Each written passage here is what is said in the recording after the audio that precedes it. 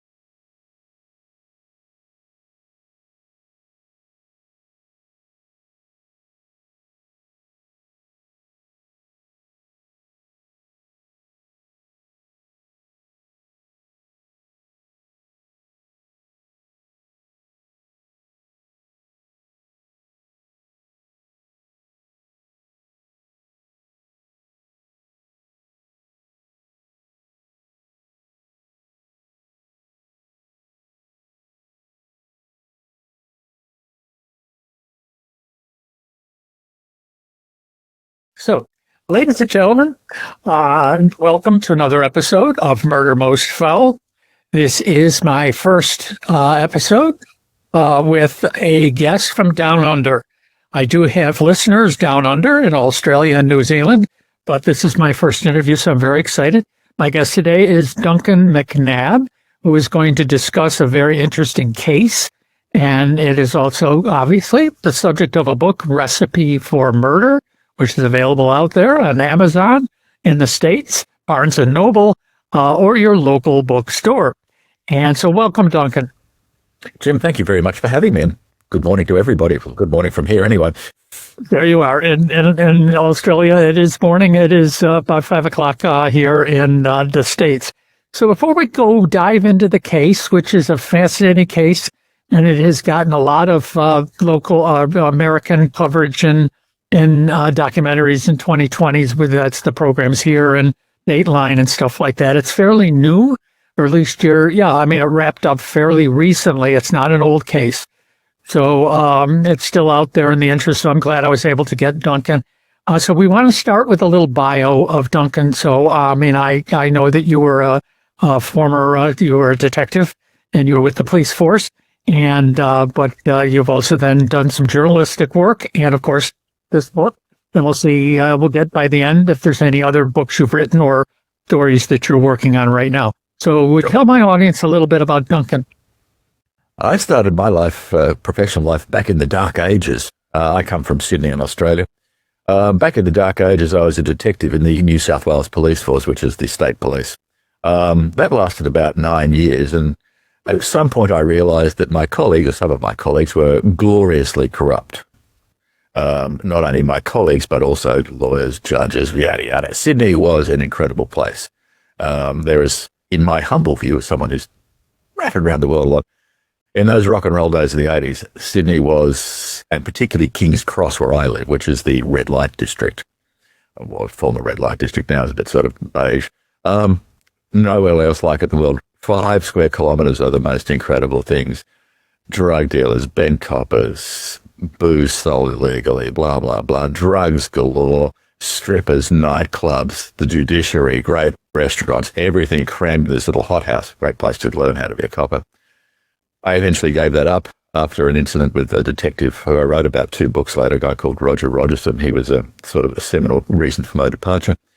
Went into criminal defence stuff, did some very high-profile stuff there, and eventually moved across into the reputable world of the media, which is pretty much not very different, actually, from what I was doing, poking my nose into other people's business, and instead writing about it or making TV, which I've been doing now for so bloody long, I can barely think however long it has been. But this book, Recipe for Murder, is number 13. Well, actually, number 13 published. There are actually 2 others lurking around. One's a sort of an as-told-to thing for a chap, and the other's a book on the cartels currently languishing in a publisher in the US who went broke. So welcome to writing for a living.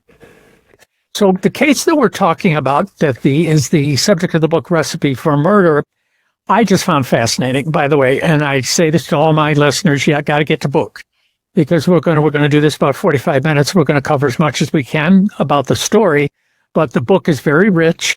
The book is very detailed without getting into the weeds. And you're able to, I know it's corny, a page turner. So you do move to the next thing and you say, what, really? But it is very clear by the end, you really understand what happened. Well, to a degree, I still, and I'll, put this in as we go on.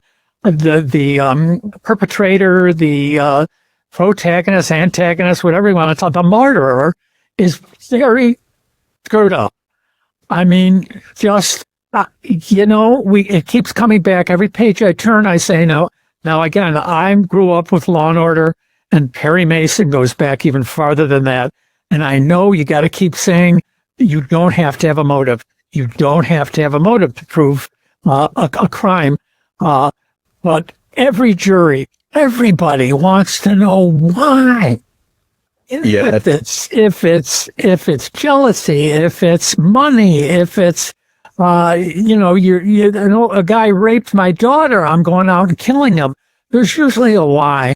And maybe you have a theory that I missed as I read the book as to why, but we'll get there. I'm teasing my audience that this case, she never pled insanity, but it is bizarre that this case.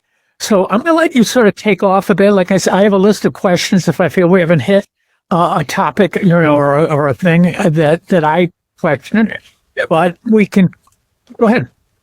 Yeah, you made the point too about mental health, and I think that's something that's in the background of this entire case, because people like you and I and your listeners are sensible, average people, and we look at murder as something absolutely abhorrent.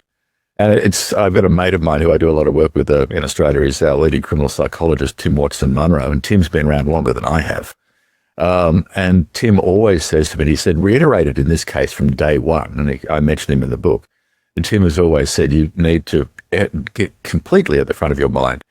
Erin Patterson and people like Erin Patterson are not mad. They're just bad. They're wired differently. That part I added myself. And that's the thing with Erin. She's not mad. There was no evidence led of any psychological problems whatsoever. The only mention of mental health issues in this entire case, and it ran for 10 weeks in court, was her husband mentioned that she had, or estranged husband, said that she had battled some mental health issues over the years. That was the only reference. So she's gone to trial with her lawyers confident that she is capable of instructing them, that she knows the difference between right and wrong, all that sort of stuff. And she's capable of conducting her own defense instructions. So she's not mad, but she is certainly bad. And that never comes up. It didn't even come up in mitigation when they were discussing her sentence either. No mention of it whatsoever. It was not the elephant in the room, but it was a fairly large object walking around outside, and we are still none the wiser. As far as I can see, Erin Patterson is just completely and utterly not suffering from any impeding mental illness that impacted her judgments. She knew what she was doing, and she did it. And this gets back to your question of motive. I think there's a confluence of things, but ultimately she's just one of those rare, fortunately, people who find that killing somebody isn't really a huge problem for them. It's just like, I'll do it this way, and they're just in my way. And I've met a couple of these people over the years, and we talk to them, and they can be pleasant, bit of fun, sensible, quite charming on occasions. But if there is an impediment or a problem they want to deal with, rather than you and I do something simple, or, have an argument, disagreement, these people think, well, bugger it, I'll just kill them. And that decision is made quite straightforward. And that's the bizarre thing about Erin. We knew that she and her husband had been estranged since 2015, her husband Simon. There had been, we'll get to those later, these incidents involving her husband and what she was cooking for him. And then they get to into 2022, and she finally finds out that he's told the taxation people that he is now single rather than part of a family unit. She's, I think, very obsessive. I think this is the person who would be You wouldn't do jigsaw puzzles with her. She'd be very precise about everything. And that's given her the shits. She's got upset with his family, her in-laws, because they haven't been supportive of her case, so they're rather supportive of him, or trying to walk that tricky road between two parties. So they haven't been fully supportive, and that really has set her off. But that's after what may have been the attempts on his life. So she's got this long-running problem with him. And I think she's just decided to get rid of these pesky people. And it's as bland as that. And it's a curiosity in this case, too, that I think she's been playing this for a number of years. And it's just a convenient way of ridding her of a problem. I don't think she ever intended for a witness to be alive to give evidence against her. I think she was planning on a total wipeout. And the thing that no one can come to grips with, and I'm very much in that category, is that on the day before the lunch, now the lunch was in Saturday, the 29th of July, 2023. The day before the lunch, her husband, Simon, has said, thanks, no, but I can't make it. I feel uncomfortable about coming to lunch. So if he was the main protagonist, what was a potentially domestic motivated murder, then the main protagonist has been removed. So the next day, 4 innocents arrive, her 2 in-laws and Gail Patterson, who's her mother-in-law, Gail's sister Heather, and her husband Ian Wilkinson, who is the local Baptist pastor. You know, just a table full of innocents, and yet she still prepares the beef Wellington that morning. She whacks the death cap mushrooms on. She knows her husband isn't coming, and she sits them down and feeds this deadly meal to them. And I wish there was an easy way to work that out, but there isn't. Well, and yeah, you set that up very well. That these were his people. In other words, it was his side of the family that, as you said, she was not enamored of. But you know, we keep saying, how can you take it that next level? I could have been really pissed at someone, and I may go scratch their car or puncture their tires. But killing, okay. And again, one of the main antagonists, someone she was after, of course, was her husband. And we will point out as we go along, this is what was fascinating for me. A lot of things. Australia, also the way that the judicial system, not that different, but that there was this separate. I mean, they charged her with those crimes, the dinner, the lunch. But then they also, because this stuff came out, and obviously, you know, it's you look at some past history of her, and the poor husband was at least 4 times seriously poisoned, if we now assume it was poison. Okay, he's not unlucky to get 4 food poisonings from eating bad clams. Okay, the luck of that's not going to happen. So then you can and so she was charged with the attempted murders, because not everyone died at the lunch. So that was an attempted murder. Then the ones who became deceased, that was murder. And then they charged her with the 4 attempted murders years earlier with the husband. That was unbelievable in a concept. And of course, the judge decided, and I'm sure it would have happened in America, you know, these are too far distant. You can charge, but we can't put it in the same trial. So there's going to be 2 trials. And then ultimately I think the prosecutor said, well, you know, we don't need this. It's too complicated to prove. It's long gone. We don't have any evidence from the hospital. We don't so let's stick with this. Yeah, you're spot on the money. When it was the case has as of 29th of July, in November, she was finally charged. Now, the police, some people have said, why did they take so long? Well, a quick explanation on this. Good coppers don't race to a decision. They let the evidence take them. It's the old jigsaw puzzle routine. You've got 1,000 pieces on your dining room table, and you're putting it bit by bit. And that's how good coppers work. If you start with thinking, she did it, you're going to stuff it up because you need the evidence to get there. You get my favorite bugbear, confirmation bias. Don't do the investigation to confirm what you think. Let the evidence take you to it. Yeah. Even though I can't put myself in the detective's head, but if you've been walking around Erin Patterson's case and you've got 4 people at the one lunch who are in dire straits in hospital, 3 would subsequently die, and the 5th person, the cook, at home, not unwell at all. She feigned illness, but as one of the doctors who treated her said, she was underlined normal. And then the cops go bit by bit through this painstaking investigation. They get all the forensic stuff, online life. Key problem for anyone contemplating a crime that I'm suggesting it is, if you're going to do your searches, you've just given the coppers a massive kick ahead. So if you're planning crimes, don't do it online. So they've done all this sort of stuff. As a copper, you meet these remarkable people. All of a sudden, a detective who's sitting down having a coffee one morning is talking to a mycologist, a mushroom expert, a fungi fancier over here somewhere else. And you're meeting all these disparate people. And all of a sudden, your life is full of people you'd never dream of meeting. But all their evidence comes into play in the jigsaw puzzle. So by the 2nd of November in Australia, it's called reasonable cause to suspect. And that's when you can go and arrest them. So on the 2nd of November, the cops had this whirlwind trip around the life of Erin Patterson, and they arrested her at her home in Leongatha in 140-odd kilometres. What's that? Just on 100 miles from Melbourne. Nice rural part of the world. They arrested her and they charged her with 3 accounts of murder from the lunch, 1 account of attempted murder because Ian Wilkinson survived, and put that one down to good fortune for Ian, and one of the a glimmer of good fortune in what happened to the poor man. And they also charged her with 3 counts of attempting to murder her husband, Simon, on prior occasions. And that's what you were talking about. And this it's this oddity of them. 3 counts were for, as estranged couples, Simon always thought they were trying to reconcile. He was always hoping they've got 2 kids together, blah, blah, blah, but trying to do the right thing. And Erin would keep suggesting they go away for little weekends. The 2 of them, they loved camping. They loved the outback. Well, not the outback. They loved the bush in Australia. So they go away camping. Erin would cater. And on each of these 3 occasions over about roughly 18 months, the first one, I'll just go through it quickly. The first one, they're planning on going away for the first trip. And it's really exciting and nervous and all that sort of jazz, the 2 of them together. Erin pops around to Simon's the night before to sort out the camping gear and all that sort of stuff. She brings with him some penne pasta with a bolognese sauce.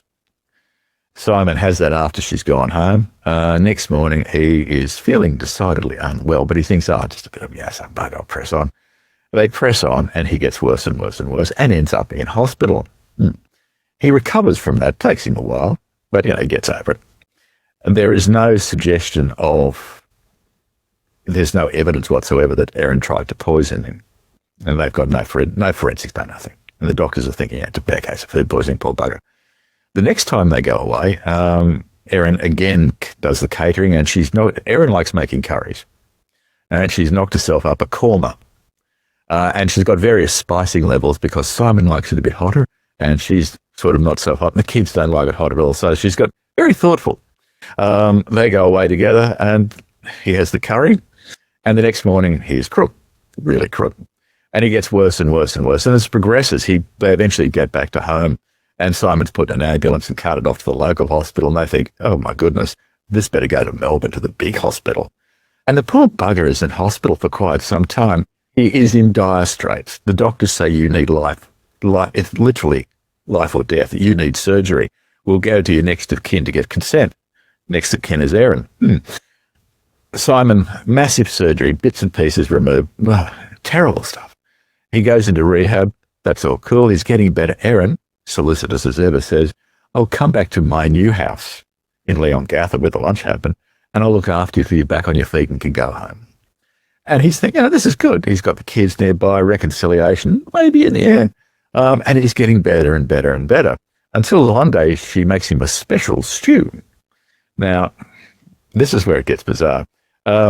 She's got, and this is a side we'll probably get to later, she's got Facebook friends, lots of Facebook friends from a crime group. And they've developed good online friendships, pandemics in here and all that sort of stuff. It becomes a social hub.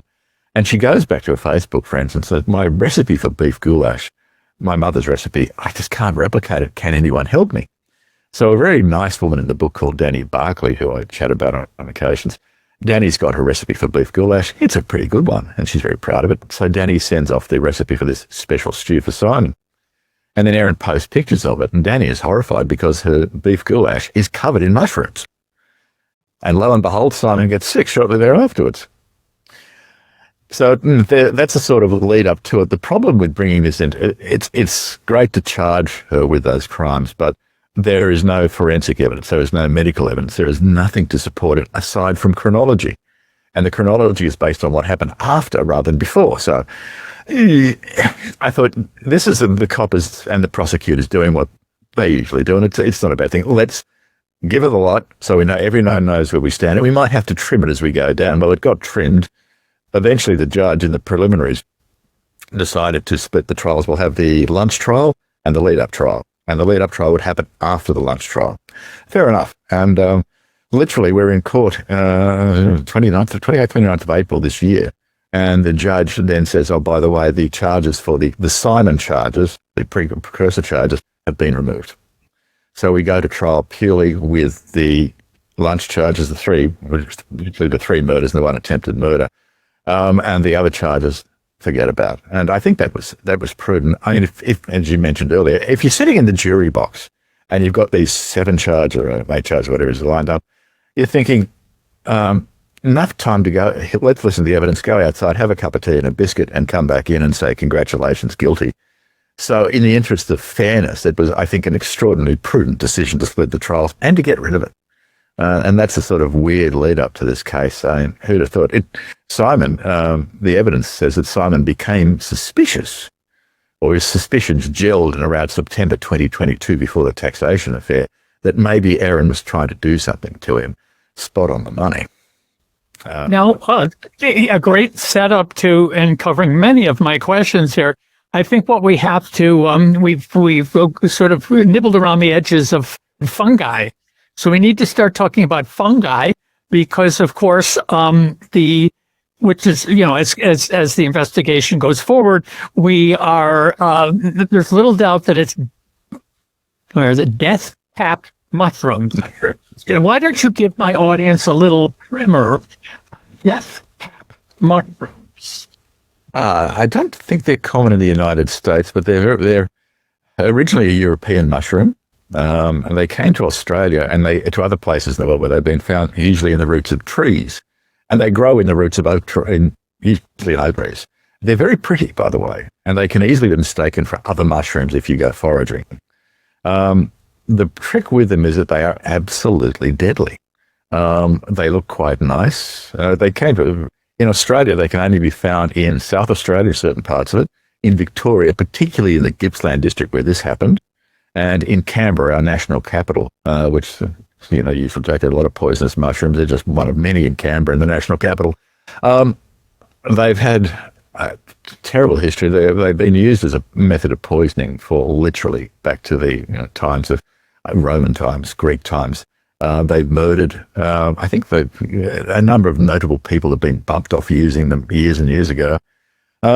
More recently around the world, there are cases where people have just simply foraged for them. In the UK and in Australia, they wandered outside. They look nice. We'll have those and we'll throw them into dinner. I know what I'm doing. I'm a mushroom forager. Some of the mushroom foraging cases I've read about, they've actually harvested them and decided to check on whether they were, just to make sure, they fry them in butter and eaten them. Not the cleverest of way to check if it's deadly, but there you go. So they're not uncommon and they spring up everywhere. Where Erin Patterson may have been inspired, and that evidence was never completely and utterly 100% as compelling, is that there is a website that we can all go to called iNaturalist. And it's a website where you can, if you're a fungi fancier, for example, you can find your fungi, photograph the fungi in question, and then pop it up on the website saying, hey, can anyone confirm what this is? And that's in part where this gets intriguing, because we know that Erin Patterson did have a look at the iNaturalist website a little while, well before the murders. And we know that some months after the confirmed date, the 2 very nice people, one a former poisons expert, but not a mushroom expert, had been in a little village near Korumburra and Leongatha, the 2 twin towns. The victims were from Korumburra, a small town. Erin was, and the lunch was in Leongatha, so 12 k's apart. But in a little village in the middle of nowhere, one of those cutesy little villages that you guys have got in New England, we've got everywhere. Everything's pretty and it's got little second-hand furniture shops and little book shops and a little bakery and incredibly expensive bad coffee.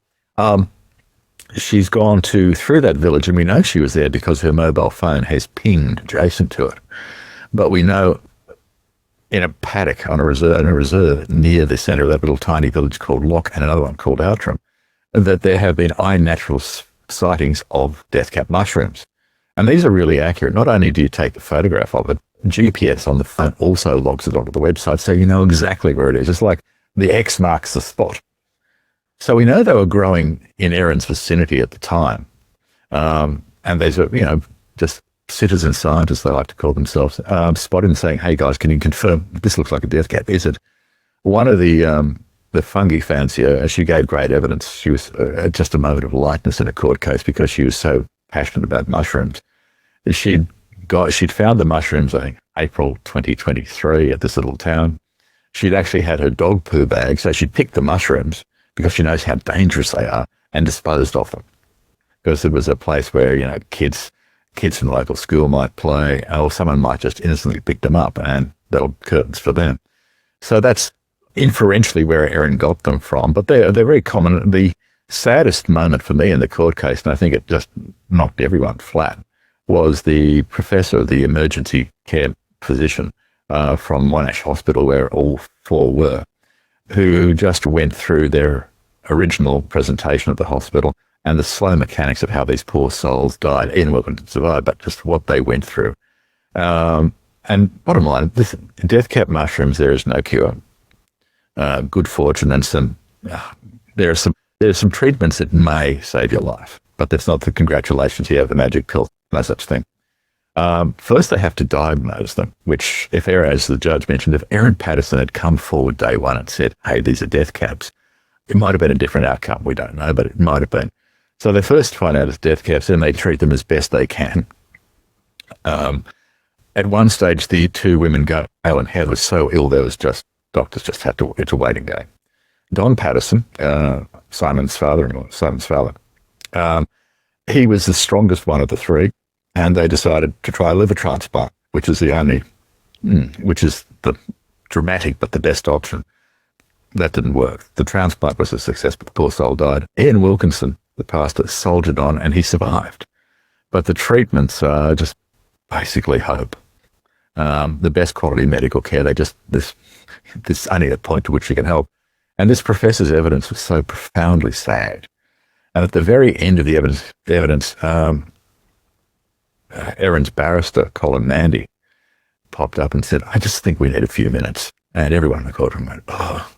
It was just so incredibly sad. But it was that slow process of death from the lunch through to over the ensuing 4 or 5 days. These poor souls just literally died. Massive organ failure, a horrible, horrible death.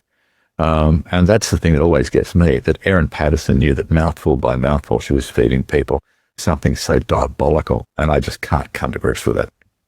Well, and again, as you say, we can imagine, if we want, we can imagine that dinner, like you say. She knows that she's made this meal, and it does come out in the trial, whether it's happenstance. She has a different color plate.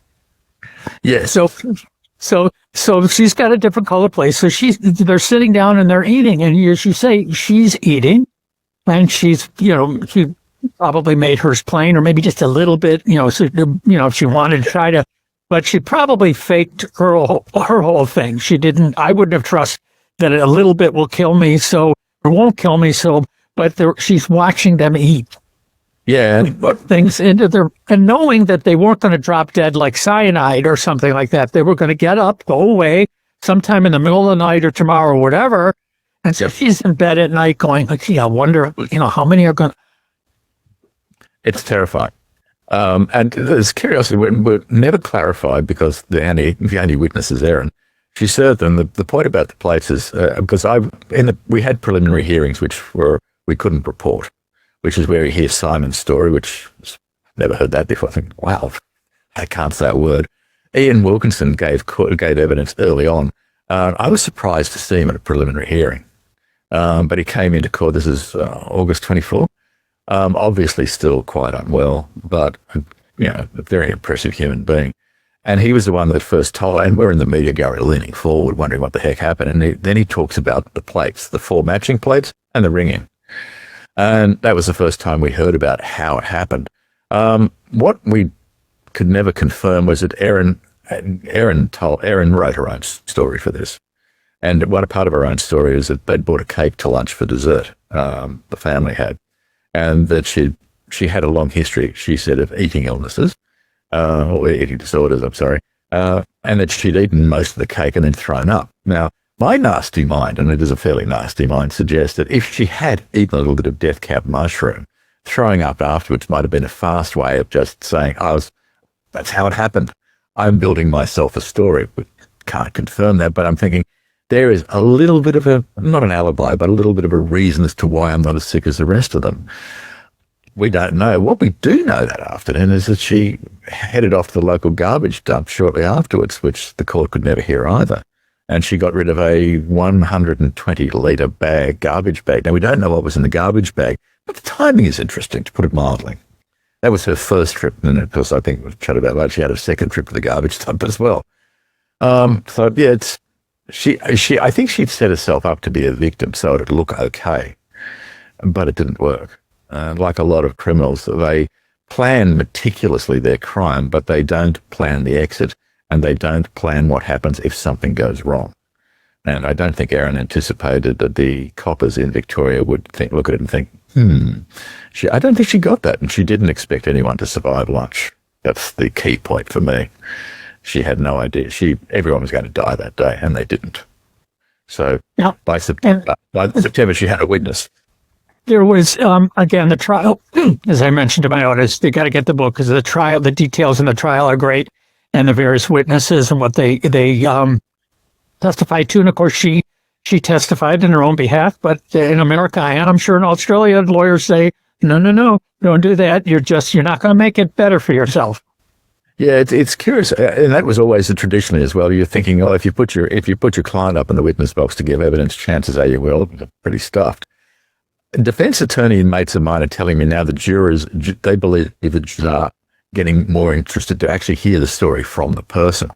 And so it's not quite the sort of, because literally up until the prosecution case closed, we're thinking, what the hell is a defense case? And her defense counsel had been hinting, but not saying anything. So we're all on leaning forward thinking, what's the defense case going to be? Well, very simply, I call my client Erin Patterson and thought, wow. But it turns out that it wasn't unexpected. I thought it was a bit unlikely, but I think a couple of things in my mind anyway. Erin Patterson has an ego the size of a block of home units, a massive ego.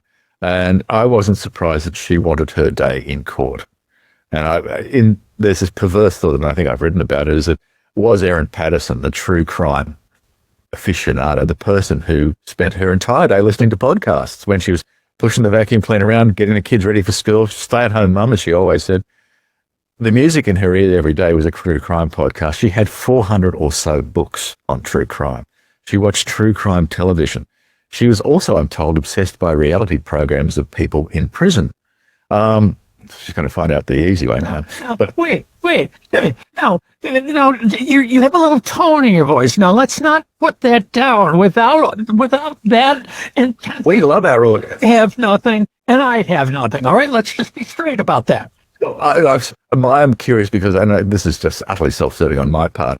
A thing that I rather crow, did she have anything I've written? And a couple of years ago, I did the first series in Australia called Australia Behind Bars, which is our prisons, unlike the US where prison authorities are actually very helpful.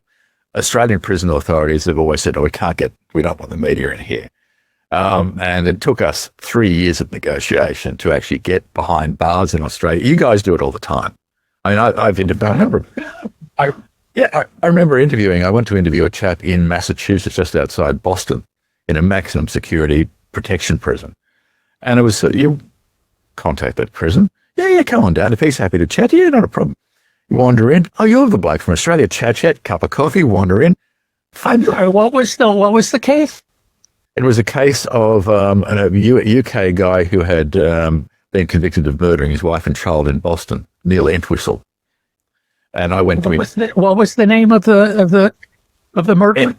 Entwistle, Neil Entwistle, UK guy who murdered his wife and child and was convicted of it. It's a very sad but really weird case. And I went down to interview him to have a chat to him. And the reception in prison was wonderful. And I've also been to, I think one of the most disturbing places I've ever been to was interviewing a fraudster in the federal penitentiary at Atlanta, which if you wanted to look at pictures of the scary prison, the US federal prison Atlanta does it nicely. But at the same time, well received, come in, sit down, cup of coffee, chat, blah, blah, blah. Australian prisons, no, you can't get in. So we got into this prison for the first time, and just running through my mind, thinking, she'd been watching one of my programs. I think it just runs through your mind. Have I got someone like Erin Patterson in the family?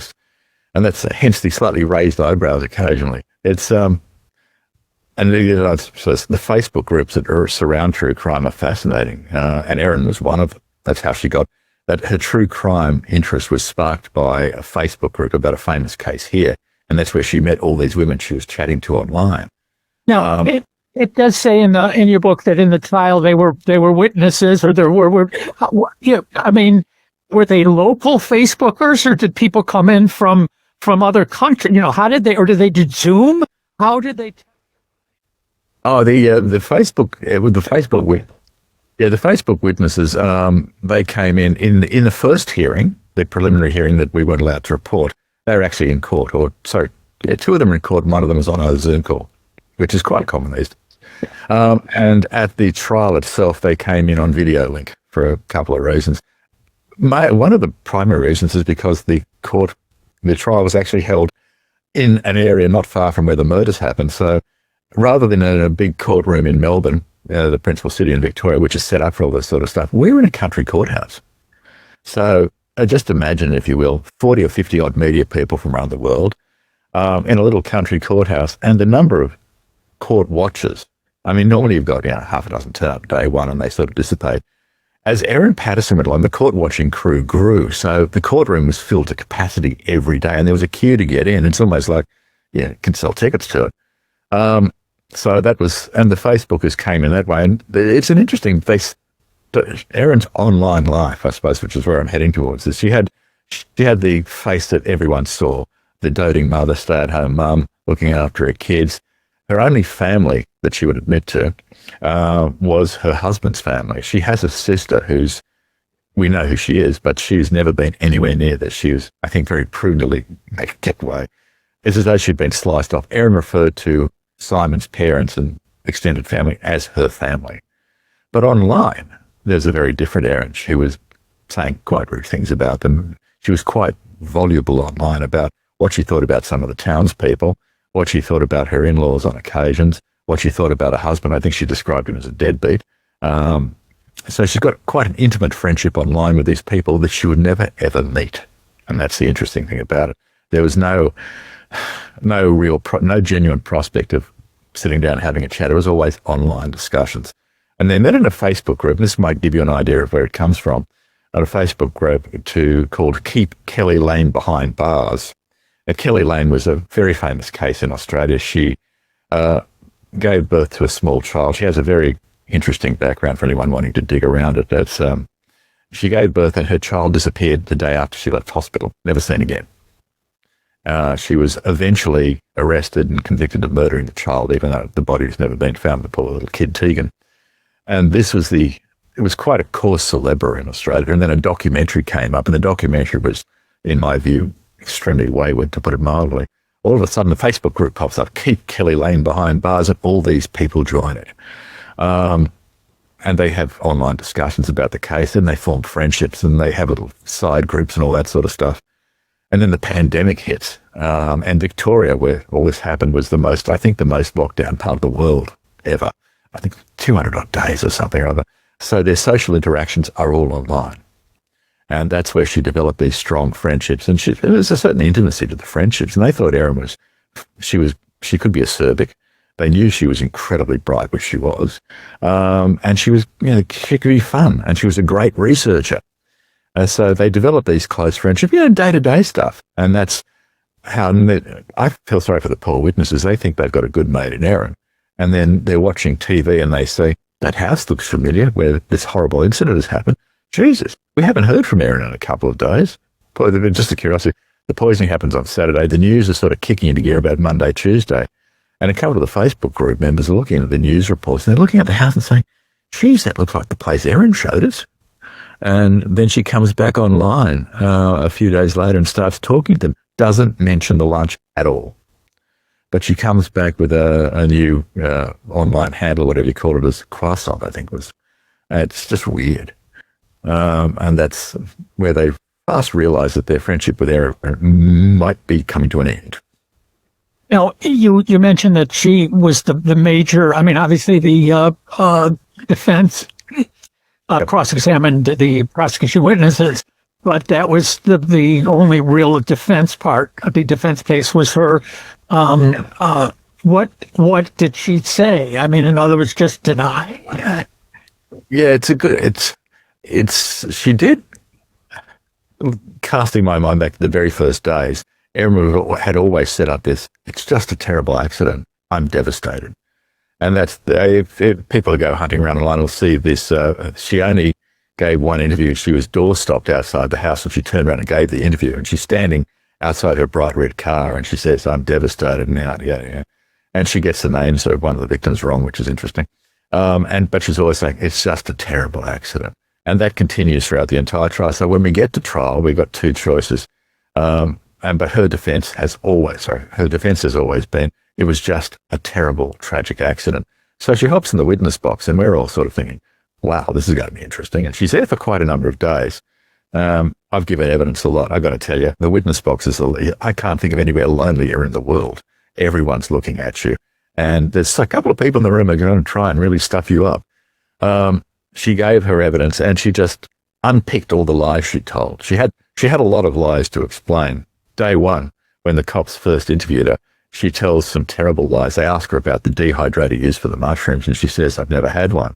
And they know when she says that they've actually got her on CCTV dumping it. So she's got to, she walked, old copper's trick, walk to the edge of the cliff, and if you'd like a hand to walk over it, we'll give you one. So she set up this tissue of lies in her interview, so she's got to unpick them. So in the witness box, she's unpicking the lies. Oh, yeah, I was, usual routine. It's not a bad excuse. I was so horrified by what had happened. I just wasn't thinking straight.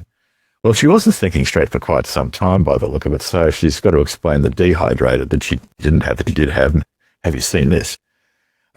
She's got to explain her lack of illness, which she's not doing very successfully. And just a curiosity, I just mentioned in passing, a lot of listeners would probably talk about this. I have a lot of my female friends particularly rang me and said, you've got to mention the white pants, because Erin was wearing white pants the days after she was seen on CCTV. And as they were all saying, typical bloke, you wouldn't notice. But if you've got some sort of terrible diarrhea issues, you're not going to wear white trousers. And I thought, God, that's a good point. Anyway, so she's got to explain that. She then has to explain that I didn't forage for mushrooms. Well, actually, I did. So she has to unpick all her lies. And look, as a witness, she was very competent. She's very bright, a bit argumentative on occasions, but, sometimes lawyers throw curveballs at you, and she was on top of those as well. But she gave very capable evidence. It's just that it wasn't credible. And she was there for quite some time, but she had to unpick this whole tissue of lies. And at the same time, then explain some weird things like my background, why I would tell these lies.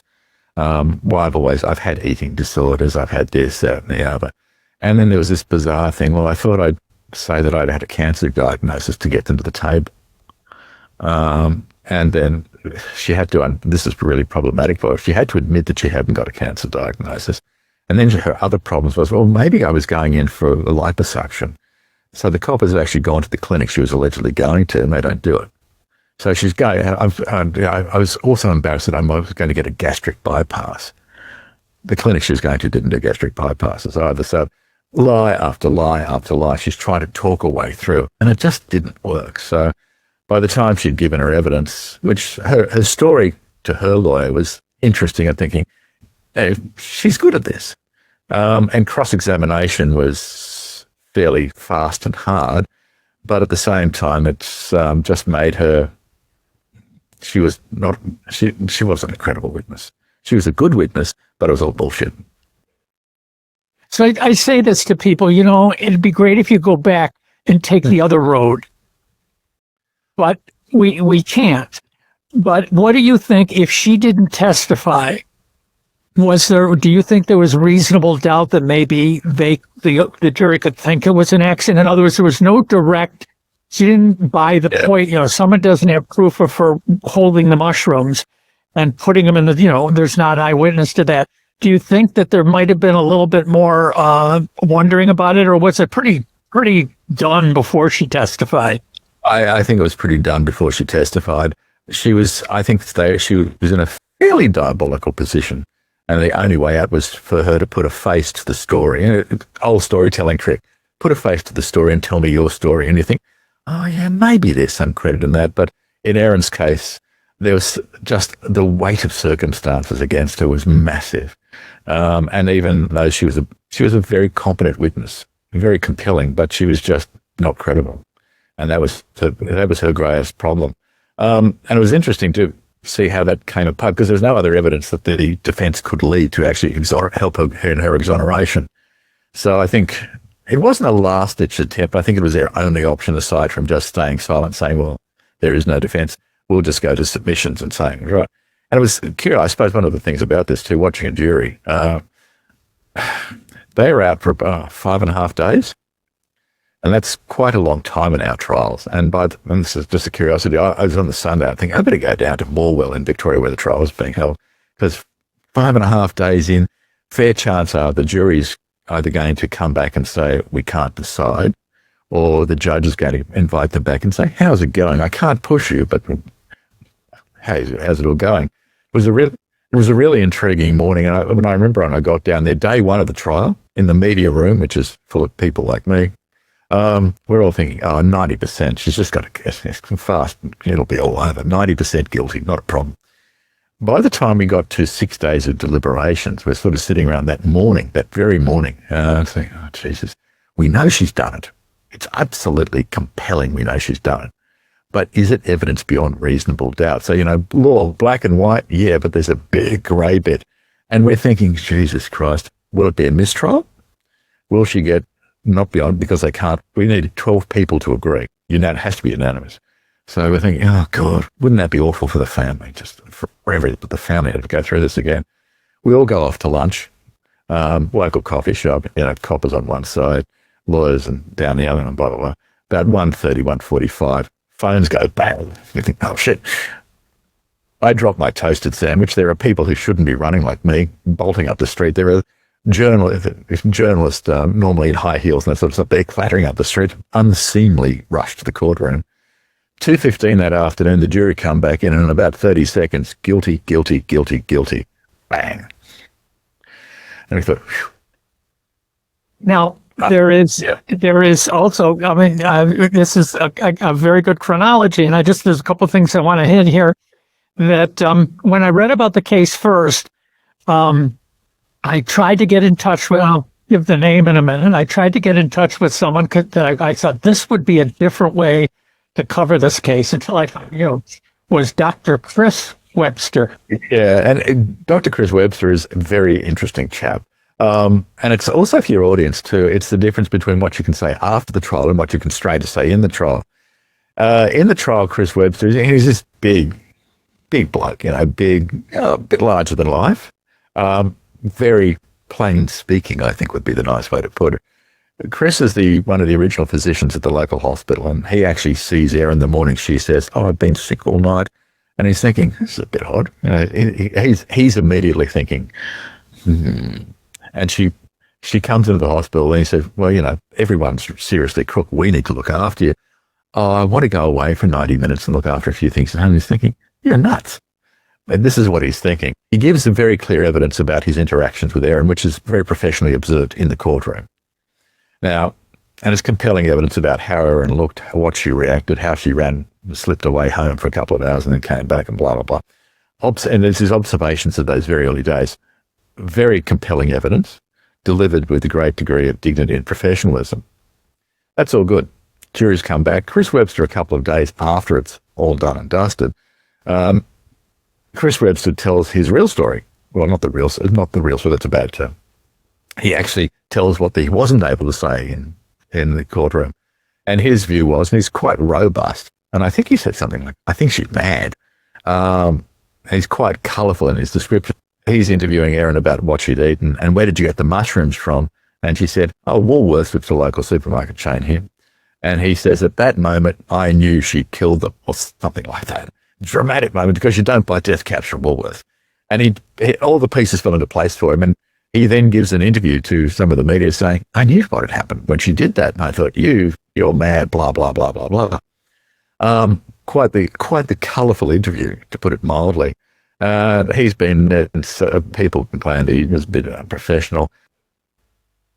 She didn't respond in a way that instantly would have explained it as a tragic accident. Yeah, that's it. From that moment, in my mind, she was guilty, she was evil, and very smart to have planned it all and carry it out, but didn't quite dot every I, cross every T.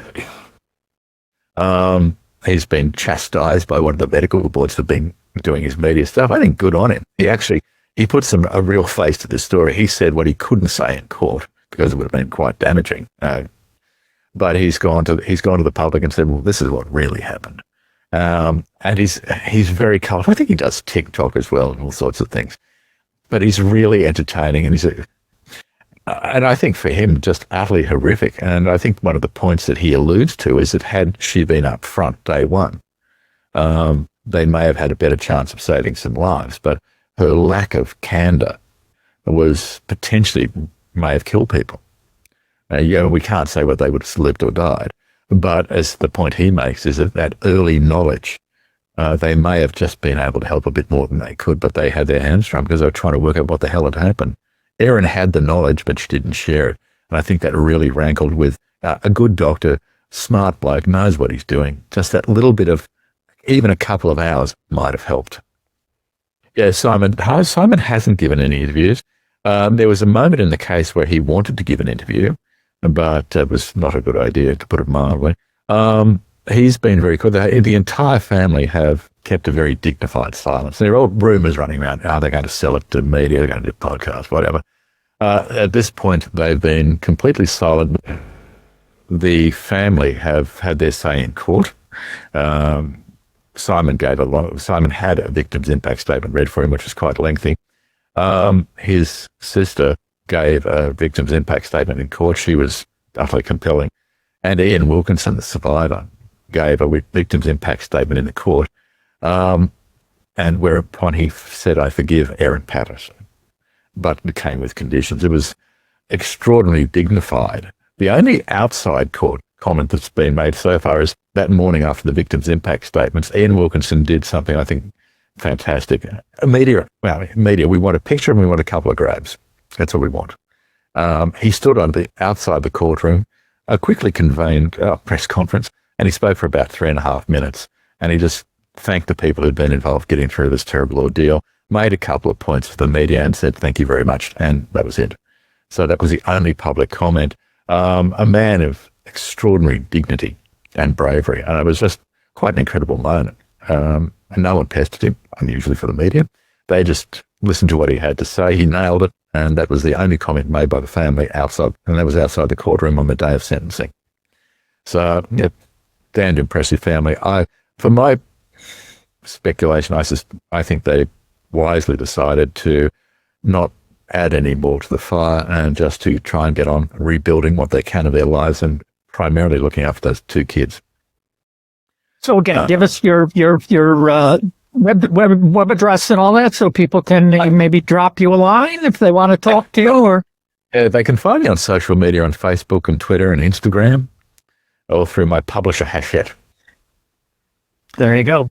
Now again, I do recommend to my audience that they get the book, and they can get the book wherever books are sold. It's probably in your library as well. I like to buy them. I have a whole shelf here. My wife keeps telling me that I can't buy any more books. So the only thing I do now to soothe her is that I contact the author and I said, will you come on the podcast? And if they say yes, because I think the story is interesting, then I read the book.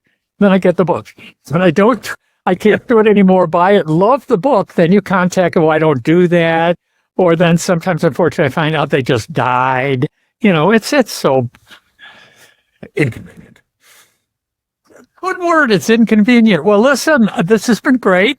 I was speaking to my wife. She's making dinner. It's 6 o'clock now here, and I'm going to have my dinner. But this has been great.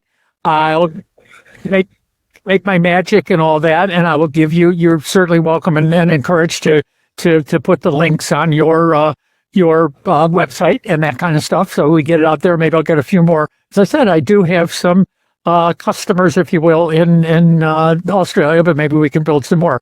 And I'll come back. I'll read some of your other books, and I'll come back again. Absolutely. So once again, I want to thank Duncan McNagg for appearing today on Murder Most Foul.